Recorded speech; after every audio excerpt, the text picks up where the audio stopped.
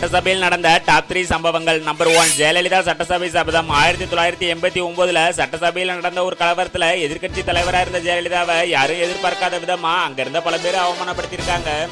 அப்ப அந்த சட்டசபையில இருந்து வெளியே வந்த ஜெயலலிதா, நான் திரும்பவும் சட்டசபைக்குள்ள வந்தா முதலமைச்சரா மட்டும்தான் வருவேன் அப்படின்னு சொல்லி சபதம் எடுத்து சொன்ன மாதிரியே 1991 முதலமைச்சரா அதே சட்டசபைக்குள்ள ஜெயலலிதா வந்திருப்பாங்க.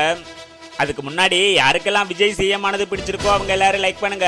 அதோட உங்களுக்கு எந்த கட்சி பிடிக்கும் அப்படிங்கறத கமெண்ட்ல சொல்லுங்க. Number 2, Vijayakanth speech. 2011 ஏடிஎம்கே தேமுதிகவோட கூட்டணி வச்சு ஜெயலலிதா முதலமைச்சராகவும் விஜயகாந்த் எதிர்க்கட்சி தலைவராகவும் சட்டசபையில இருந்தாரு. அப்போ ஒரு மிகப்பெரிய வாக்குவாதம் ஜெயலலிதாவுக்கும் விஜயகாந்துக்கு இடையில போய்கிட்டு இருந்தப்ப விஜயகாந்த் ஆளுங்கட்சி எம்எல்ஏ பல பேர் பேச விடாம தடுப்பாங்க. அந்த நேரத்துல கடுப்பான விஜயகாந்த் ரொம்பவே கோபமா சட்டசபையில அத்தனை பேர் முன்னாடி எந்திரிச்சு பேசியிருப்பாரு.